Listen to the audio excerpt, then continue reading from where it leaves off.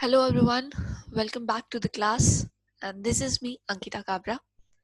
So in today's class we are going to start physical properties of amines. Preparation of amines we have already discussed. We have seen number of preparations. I hope everything is clear to all of you. So without wasting any more time, let's start physical properties. Now in physical properties, you know that we studied nature, state, odor, right? Boiling point, solubility, everything. So जो amines होते हैं, जो lower aliphatic amines होते हैं, they are gases, right? And the odor is fishy. Okay, they have fishy odor. Primary amines with 3 or more carbon atom, they are liquid. And higher amines, मतलब जिसमें ज़्यादा carbon atom होते हैं, they are solid at ordinary room and at ordinary temperature and pressure. Okay. जो aromatic amines है, aryl amines है, like aniline, okay, they are usually colorless. Okay, वो थोड़े colorless होते हैं, but if you get if you store that aniline or anilamine, they get colored because of the atmospheric oxidation. Many times in the laboratory you can see that number of liquids, number of chemicals, they are kept in amber color bottle. Okay, they are kept in dark places just to prevent oxidation of that compound. Okay, that's why, that is the reason they are stored in amber color bottle. Okay, क्योंकि अगर ये थोड़ा भी contact में आता है atmosphere के, okay, तो ये ऑक्सीडाइज्ड हो जाएगा और फिर इसका कलर चेंज हो जाएगा. Original pure aniline, pure arylamines, they are colorless. Okay. Now, intermolecular forces. What kind of forces are present in amines? Now, we have already studied primary amine, secondary amine, and tertiary amine, right? R, N, H2, right? This is your primary amine. तो अभी इस primary amine में this NH bond which is present over here, this are polar bond, right? They are polar. Why? Because the electronegativity difference which is in between nitrogen and hydrogen, they're different. Okay, electronegativity of nitrogen atom and hydrogen atom are different, so they can form bonds, hydrogen bonds. Now here you can see, now see, this is RNH2, this is primary amine, this is primary amine, RNH2, this is primary amine. Hydrogen atom of this primary amine, it is forming hydrogen bond with nitrogen atom of another primary amine, right? Same is happening over here, यहाँ पे भी same चीज हो रही है ना? So this, they can form hydrogen bond because of this polar nature of NH bond. Okay, that's why they have intermolecular hydrogen bonding. Like हमने alcohol में पढ़ा था, they also have intermolecular hydrogen bonding, right? But वहाँ पे कौन सा bond polar था? OH, right? Polarity is because of this bond, and here the polarity is because of NH bond, right? So this intermolecular hydrogen bonding is different in different amines. Primary amine के case में formula जो है that is RNH2. Secondary amine के case में the formula is RNH, right? NH. Tertiary amine के case में it is RN. Trivalent N is the functional group over there, right? तो आप अभी देख सकते हो इंटरमोलिकुलर हाइड्रोजन बॉन्डिंग कैसे हो रही है, ये समझ में आ गया सबको? दो प्राइमरी अमाइन और दोनों के बीच में फिर हाइड्रोजन बॉन्ड. अभी कंसिडर कीजिए, this is your primary amine and this is your secondary amine. ठीक है, this primary amine is forming hydrogen bond with nitrogen atom of another primary amine, right? और यहाँ पे भी सेम चीज होगी. तो यहाँ पे दो हाइड्रोजन आइटम है जो हाइड्रोजन बॉन्ड बना रहे हैं. In case of secondary amine, there is only one hydrogen atom which is forming hydrogen bond, right, और टर्शरी में तो कोई हाइड्रोजन एटम ही नहीं है, तो ये तो फिर हाइड्रोजन बॉन्ड बनाएगा ही नहीं, है ना। तो जो इंटरमोलिकुलर हाइड्रोजन बॉन्डिंग है ये सबसे ज्यादा किस में होती है, ये सबसे ज्यादा प्राइमरी अमाइंस में होती है, because it has 2 hydrogen atom. और फिर होती है सेकेंडरी अमाइन में, क्योंकि उसके पास एक हाइड्रोजन एटम है। और फिर टर्शरी अमाइन में नहीं होती, क्योंकि यहाँ पे हाइड्रोजन एटम नहीं है। ओके, सो जो ग्रेटर एक्सटेंट है इंटरमोलिकुलर हाइड्रोजन बॉन्डिंग का, that is in primary amine. तो it is the order like सबसे ज्यादा इंटरमोलिकुलर फोर्सेस किसमें ज्यादा स्ट्रॉन्ग होंगे, प्राइमरी में, then secondary, and then tertiary. Okay, intermolecular forces is stronger in primary amine, then secondary, and then tertiary, right? So tertiary amines do not have intermolecular hydrogen bonding. Why? Because they don't have hydrogen atom, right? Hydrogen atom nahi hota tertiary amine mein, that's why they can't form hydrogen bonds. But जो NC bond होता है in tertiary amine, that is also quite polar. So इसके वजह से there is dipole-dipole interaction. तो थोड़ा बहुत interaction होता है, that's why tertiary amines are polar molecule. Okay, so ये तो हमने पढ़ ही लिया। स्ट्रॉन्गेस्ट इंटरमॉलिक्यूलर जो फोर्सेस है of attraction, they are strongest in primary amine and weakest किस में होते हैं, टर्शरी अमाइंस में। आई होप रीजन आपको क्लियर है। Okay, RNH2, RNH and R3N।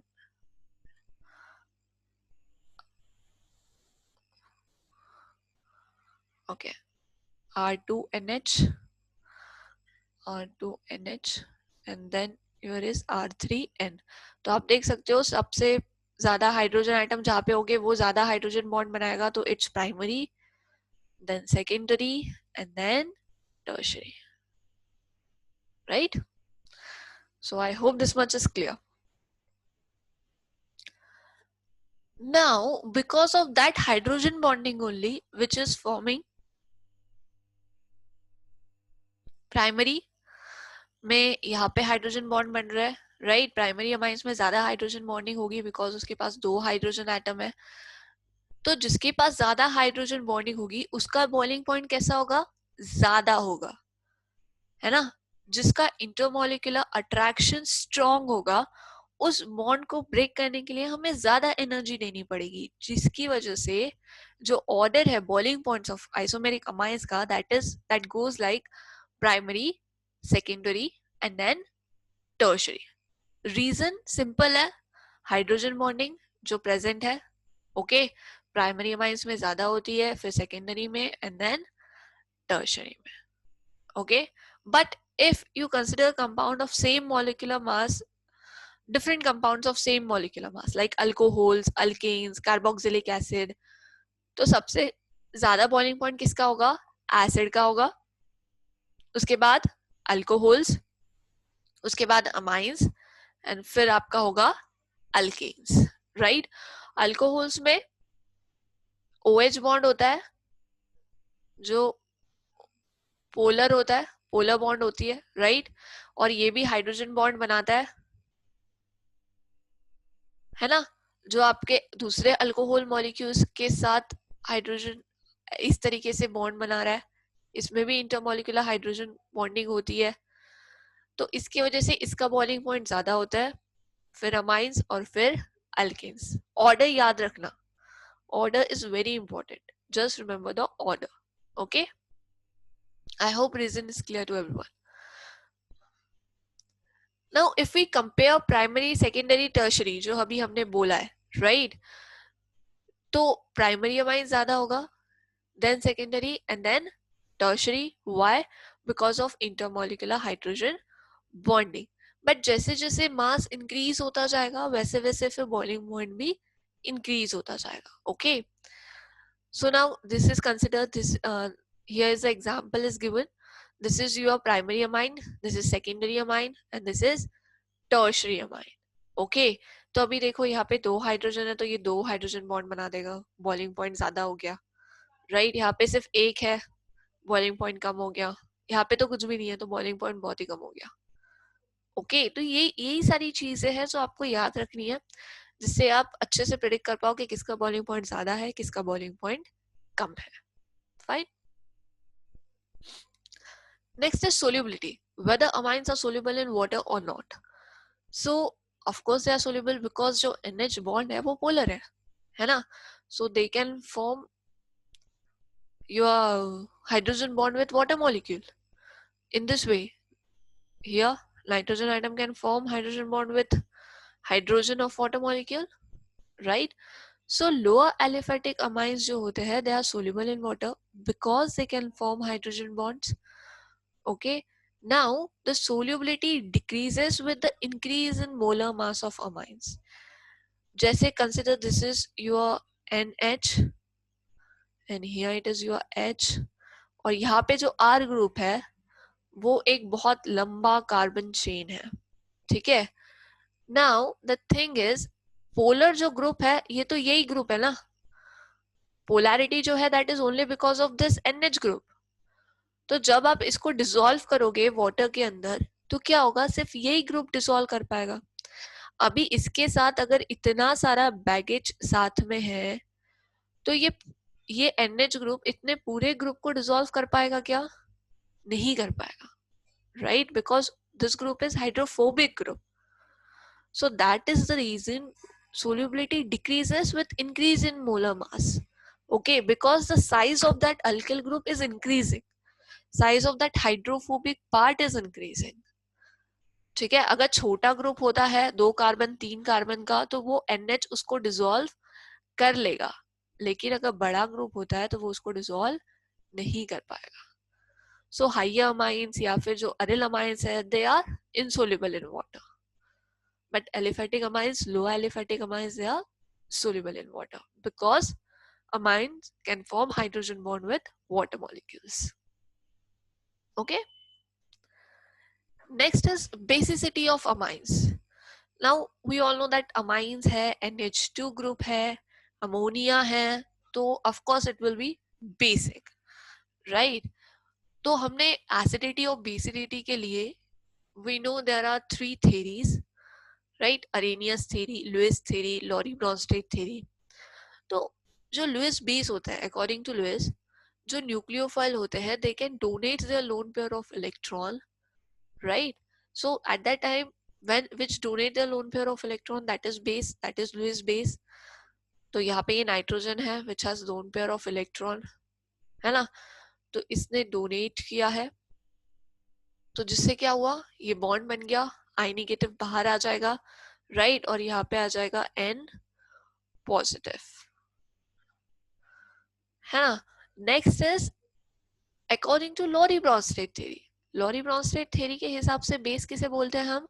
Which can accept proton, which can accept proton. तो जब कोई प्रोटॉन एक्सेप्ट करता है, यहाँ पे देखो अभी ये नाइट्रोजन है, इसके पास लोन पेयर है, इसने प्रोटॉन को एक्सेप्ट किया तो ऑब्वियसली क्या आ जाएगा, N पॉजिटिव प्रोटोनेटेड बेस बन जाएगा, right? So this is also Lowry Bronsted base. इससे भी आप ये इंटरप्रेट कर सकते हो कि अमाइंस आर बेसिक. ओके.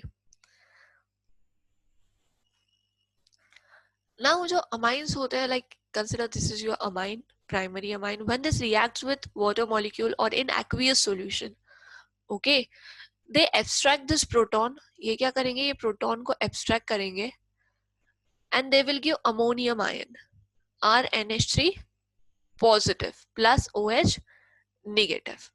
ठीक है. तो जब भी कोई strong base होता है ना, whenever we use a strong base, so reaction will proceed in forward direction, right direction में proceed करती है, equilibrium right direction में shift हो जाता है, okay, जिसको फिर हम denote करते हैं by dissociation constant Kb, base dissociation constant से. Okay. So if pKb, if we talk about pKb, what is pKb? pKb is negative logarithm of Kb to the base 10. तो अगर Kb का value ज्यादा है, that means base उतना ही ज्यादा strong है. लेकिन if we talk about pKb, तो there is inverse relation. अगर pKb का वैल्यू ज्यादा है तो आपका जो NH2 है, जो भी अमाइन है, वो कम बेसिक है. ओके. Kb वैल्यू अगर ज्यादा रहा तो आपका अमाइंस उतना ही ज्यादा बेसिक रहेगा, ठीक है. But if we talk about pKb तो there is a inverse relation. pKb का वैल्यू ज्यादा तो बेसिसिटी कम, और pKb का वैल्यू कम तो बेसिसिटी ज्यादा. तो यही चीज आपको याद रखनी है. Stronger base have smaller values of pKb. Okay. And जो वीक बेसिस होते हैं they have higher values of pKb. तो most of the time question पूछा जा सकता है एग्जाम में according to the values of pKb.